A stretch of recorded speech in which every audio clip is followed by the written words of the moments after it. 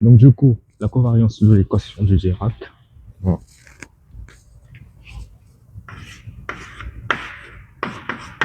Covariance de l'équation de, de l'équation de l'équation de Dirac.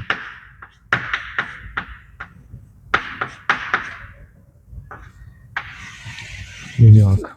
Eh bien, la covariance, c'est le fait de prendre une équation en mathématiques ou en physique théorique et d'appliquer à cette équation-là des transformations. On prend une transformation et on applique ces opérations sur l'équation et on voit à la fin si l'équation elle reste, elle garde la même forme, disons mathématique ou pas. Donc c'est ce qu'on va essayer de faire avec notre équation de Dirac. Eh bien cette équation de Dirac, on va plus particulièrement prendre en fait le groupe de Lorentz et appliquer les opérations du groupe de Lorentz sur cette équation. Eh bien, qu'est-ce que ça veut dire physiquement appliquer le groupe de Lorentz sur l'équation de Dirac? En fait, nous ne sommes pas en mathématiques. Donc du coup, c'est ce qu'on essayait déjà de faire. On n'essayait pas, mais ce qu'on faisait déjà en relativité restreinte en licence, quand on essayait d'étudier des phénomènes, disons par exemple la position, la vitesse dans différents référentiels. Donc, c'est exactement ce qu'on va faire ici. On va prendre deux référentiels différents. Un référentiel plutôt en mouvement par rapport à la Terre, par rapport à nous, à cet amphi. Et bien, on va choisir pour cela, on va prendre la fusée Ariane qui voyage à des années-lumière de la Terre et pour laquelle on considère qu'il y a l'effet des effets relativistes sur ce voyage de la fusée Ariane. Et dans cette fusée Ariane, nous avons des scientifiques, des astronomes, des astrophysiciens ou des astronautes qui étudient les particules de spin 1,5. Donc ça tombe bien. On va essayer de voir si la physique est valable. Notre physique ici sur la Terre est valable à des années-lumière de la Terre, c'est-à-dire dans la fusée Ariane. Donc pour cela, nous allons définir nos deux référentiels, la fusée, le référentiel R, c'est-à-dire va de 0 x, x de t, et un référentiel R prime, qui va de 0 x prime, x de t prime. Et là, c'est le référentiel d'Ariane. Et là, c'est la Terre. La Terre. Bien, on va faire un petit dessin. Là, c'est la Terre. La Terre et notre fusée Ariane qui est là. Opa.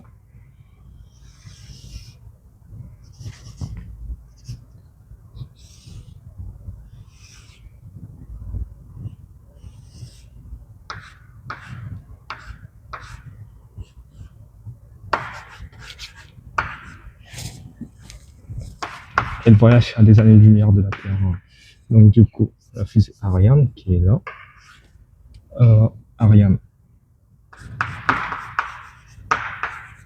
Ariane avec R prime 0 x prime T prime et Terre. Terre avec R 0 x T. Et bien c'est à des années-lumière de la Terre. En fait, comme c'est ce que nous allons étudier, eh bien l'équation de Dirac qui est là. Du coup, nous allons écrire cette équation. On va pouvoir réécrire cette équation. On va l'écrire à la fois dans les référentiels en mouvement, c'est-à-dire dans la fusée Ariane, à des années-lumière de la Terre, et sur la Terre aussi. Donc, sur la Terre, notre équation de Dirac s'écrit comme suit. I gamma mu, d mu, moins m facteur de psi égale 0. Et sur dans gamma mu d1 de mu moins m de psi point de x point égale à 0.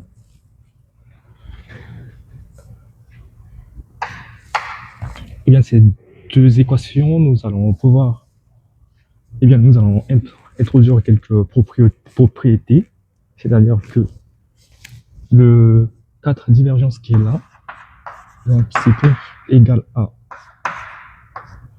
un nombre qui s'écrit comme ça, fois 4 divergences. C'est la transformation de Lorentz de notre 4 divergences. Et nous allons introduire aussi des matrices S de lambda, telles que on a S de lambda, gamma mu, S de lambda, moins 1 gamma mu égale à gamma mu bar. Et là, ces matrices-là sont des matrices de la transformation de Lorentz.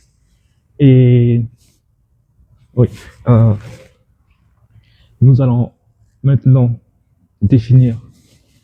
Oui, il y a aussi le psi qui est là.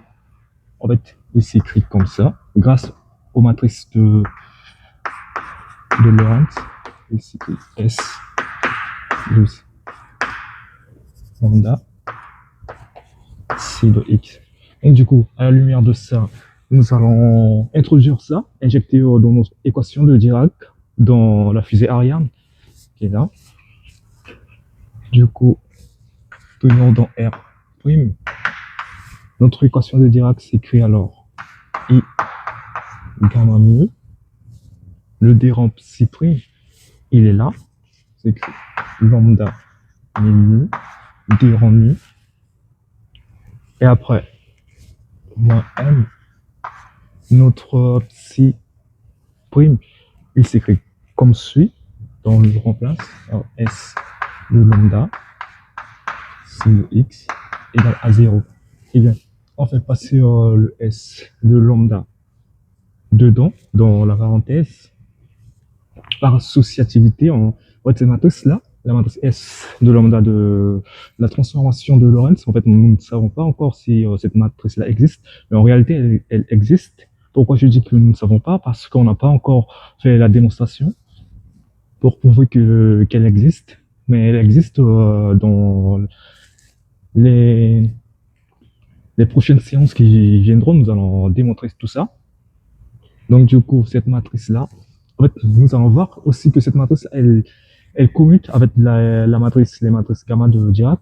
Et il y a une propriété très importante qui dit que si une matrice commute avec n'importe quelle matrice gamma, cette matrice-là est proportionnelle à la matrice identité.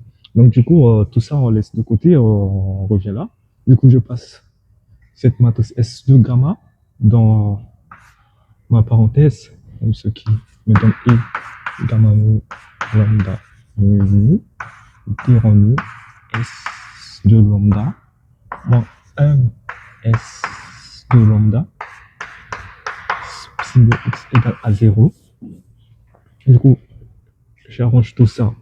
I gamma mu S de lambda mu dérang mu moins 1 S de lambda psi de X égale à 0. Eh bien, ce que je veux, je cherche une équation qui doit rester identique à l'équation de Dirac que nous avons sur Terre, c'est-à-dire l'équation qui est en haut. Donc, du coup, je vais essayer de voir vers le membre de droite. J'aperçois que là, sur Terre, j'ai ça, mais là, c'est pas pareil. Donc, du coup, j'essaie de multiplier cette matrice-là par son inverse pour pouvoir avoir que la masse qui reste seule ici. Donc, du coup, je multiplie à gauche par la matrice sigma, non, par la matrice S-1, par l'inverse de la matrice sigma, S de lambda plutôt. Oh, oui. C'est ce qu'on a l'habitude de faire en fait en calcul matriciel. En fait, on prend l'inverse plutôt que de diviser. Donc, du coup, par le côté gauche, je multiplie IS-1. Et bien, en fait, les S de lambda, pour faciliter les calculs, prochainement, je vais tout simplement prendre que S, hein.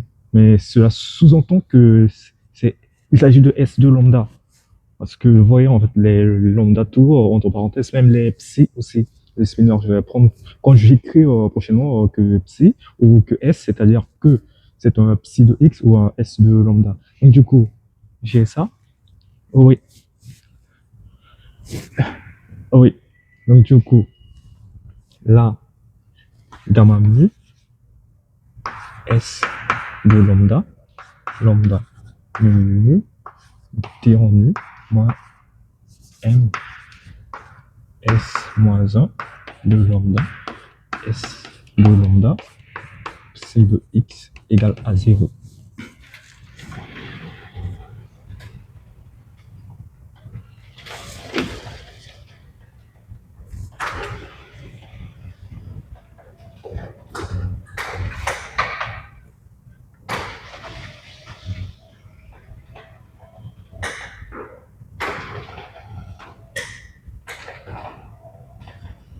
Ouais. Bien voilà. Donc du coup,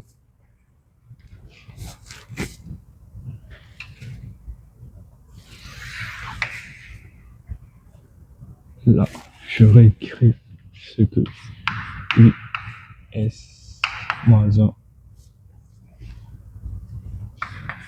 gamma mu s et lambda mu dirons mu moins m s moins 1 s psi égale à 0. Non, je vais plutôt écrire le psi. Le x. Puisqu'on a des x points. Donc du coup, égal à ça. Donc ça me donne 1. Il ne reste que ça. Ça donne s moins 1 lambda mu s lambda mu dirons mu moins m de psi de x égale à 0.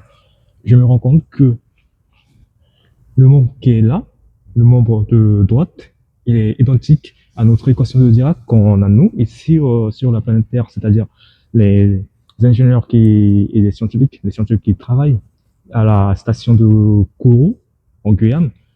Eux, ils ont l'équation de Dirac que nous avons ici dans ces théâtres. Donc du coup, ça ressemble à ça. Mais là, rappelons que nous sommes dans l'espace à des années-lumière de la Terre et à une très grande vitesse.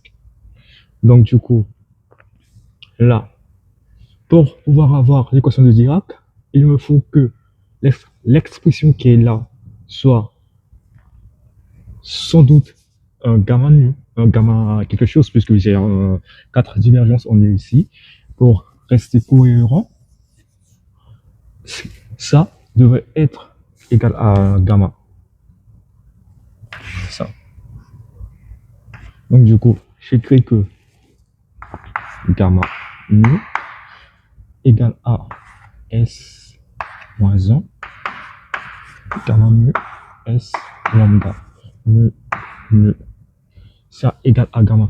Mais en fait, si maintenant je multiplie par le côté gauche et le côté droit, oui, je vais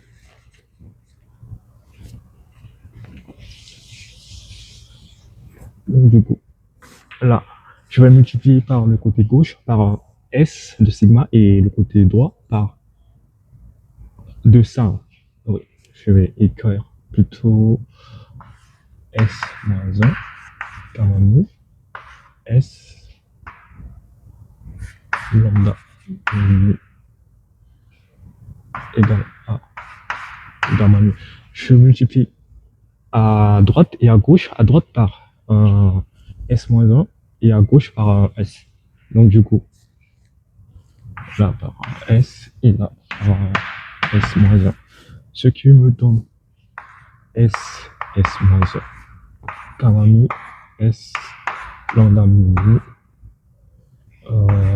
S-1 est égal à S, gamma mu, S-1. Eh bien, je vais réarranger ça. Je sors celui-là, c'est un nombre. Donc du coup, ça, S-1 ça me donne un 1. Et je vais d'abord arranger mon expression gamma mu S moins 1 lambda mu égale à S gamma mu S moins 1. Et là, ça me donne 1 à partir de la propriété qu'on avait écrit, je crois où. Oui, là-bas. La propriété qui est en haut, au milieu, un peu en bas, l'avant-dernière ligne. Donc du coup, je fais ça, qui me donne gamma mu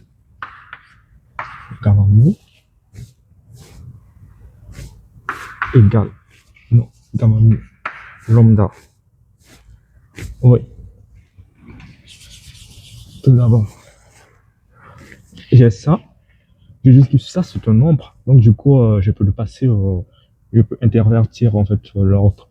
Je passe là, devant ma matrice gamma. Ça me donne lambda mu gamma mu égale, maintenant, à S gamma mu S moins 1.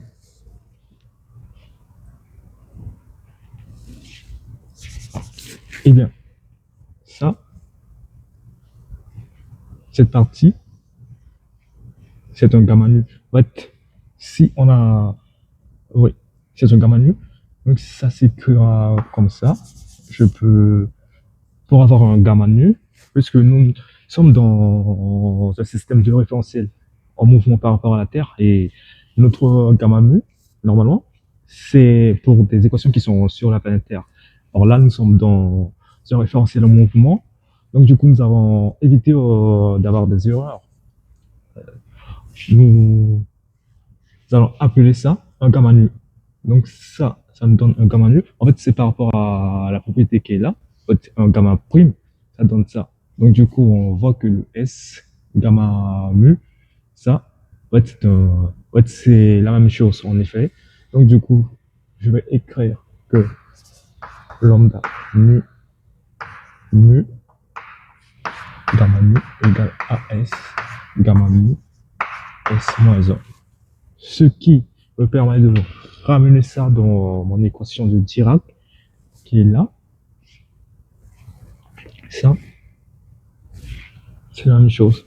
Je remplace maintenant égal à I S moins, non, I lambda mu gamma mu d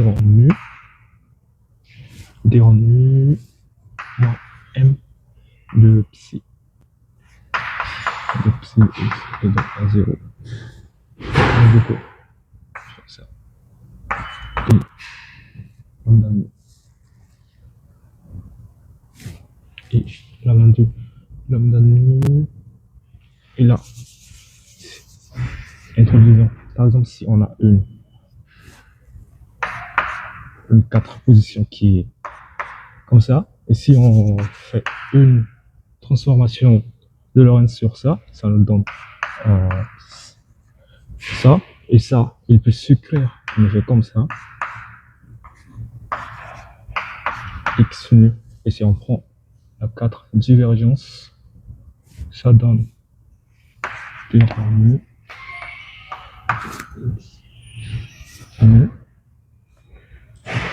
égale, ouais, d en mu de x nu, ça donne ça, d en sur d en x nu de x nu.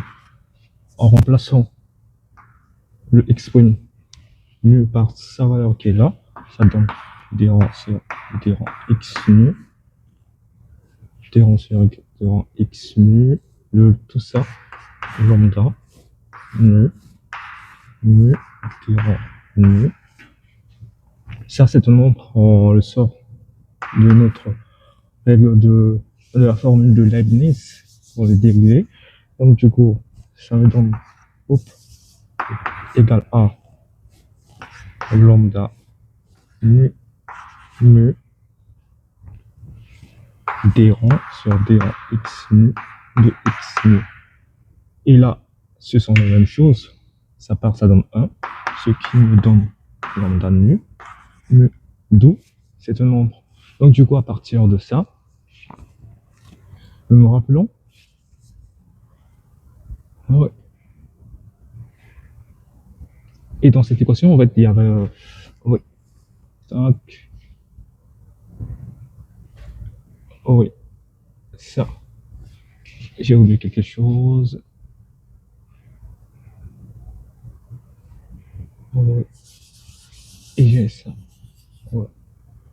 Lambda mu, mu, lambda mu, mu, moins m de psi. Donc du coup, à partir de ça, j'ai mon lambda nu qui est là. Ouais. Donc du coup, l'équation de Dirac qui est là, je vais essayer de réarranger tout ça. En fait, ça, ce sont des nombres. Ouais, je les passe là. I, lambda, mu, mu, lambda, mu, mu,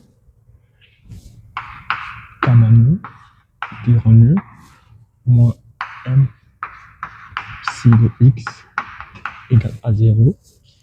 Et là, ça, j'ai dit que c'était des nombres, mais ce sont des nombres qui, pour les avoir, en fait, on fait des dérivés partiels en quelque sorte. Et là, nous avons vu que c'est quand on a des nu qui se simplifient qu'on a ça. Et là, le terme qui est en haut, en fait, c'est la ligne qui est là, et le terme qui est en bas, ce sont plutôt les éléments, disons, de la colonne. En fait, là, ça traduit en fait les éléments de la colonne, et là, non, ça traduit les éléments de la ligne et les éléments de la colonne. Et là, on a ça, et l'inverse de ça, ce sera sans doute un lambda, mu. Cette fois-ci, ce sont des éléments de la colonne, de la ligne qui est là, et ceux de la colonne qui est là. Donc du coup, c'est l'inverse de ça. Donc du coup, en constatant ça, nous revenons à notre équation de Dirac. En fait, nous observons que là, on a deux termes qui sont inverses. Donc du coup, deux inverses qui sont là, en quelque sorte des scalaires, des matrices de Lorentz. Une matrice avec son inverse, ça me donne 1. Donc du coup, d'où j'ai une équation de Dirac qui s'écrit comme ça, mu moins m facteur le psi de x égale S0. Mais c'est en effet dans un référentiel plutôt en mouvement par rapport à la Terre. Et écrivons notre équation de Dirac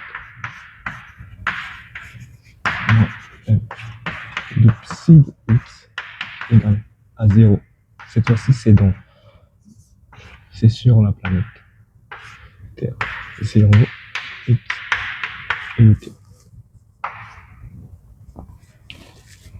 En observant ces deux équations, nous apercevons que ce sont en effet, oui, ce sont en effet les mêmes équations. Je sais pas, ben, si on ne voyait pas bien, j'aurais les écarts plutôt. Avec les mêmes couleurs. I, gamma mu, t en mu, moins n de psi de x égale à 0. Et là, c'est sur Terre. Eh bien, ces deux équations sont identiques, alors que ce ne sont pas des équations qui sont dans les mêmes référentiels. Là, nous sommes sur la planète Terre, et là, nous sommes dans la fusée Ariane. En fait, les astronautes qui sont dans la fusée Ariane, qui étudient cette équation, ils trouvent ça, la même chose que nous. Eux, ils ont ça dans Ariane, et sur Terre, nous rappelons, nous savons que l'équation de Dirac s'écrit comme ça. Eh bien, en revenant au début de ce cours, nous avons parlé de la covariance.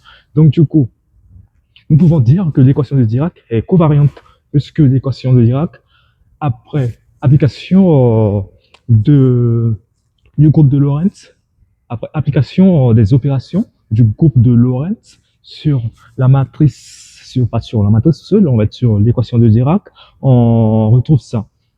En fait, on observe que l'équation de Dirac garde la même forme avant et après l'application du groupe des opérations du groupe de Lorentz. Donc, nous pouvons dire que l'équation de Dirac est covariante sous l'application du groupe de Lorentz.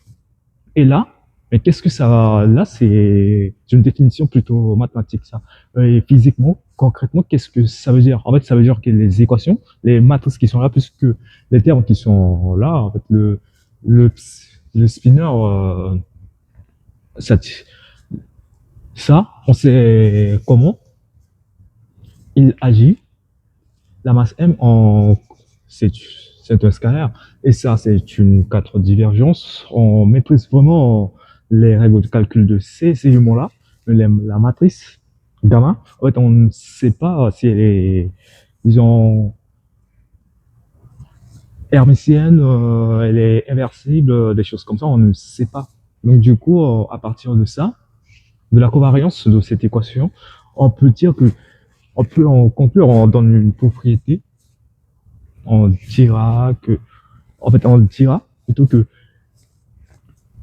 toutes les représentations de la matrice gamma sont équivalentes à la lumière de ce résultat. Puisque la matrice de Dirac, l'équation de Dirac plutôt, eh bien, l'équation de Dirac, elle garde la même forme sous l'application de la transformation de Lorentz. Donc, du coup, la matrice gamma, elle est la représentation, toute représentation plutôt de la matrice gamma de Dirac, elle est équivalente. Puisque nous avons la matrice gamma nu qui est là, et un gamma mu. En fait, les deux sont une représentation différente de la matrice gamma de Dirac, mais en fait, à la fin, on retrouve toujours la même équation. Donc, les différentes représentations plutôt, les différentes à cause de leur matière. Oui. En fait, sinon, on va pas finir aujourd'hui. Et donc, du coup, les différentes représentations de la matrice de Dirac sont équivalentes. Du coup,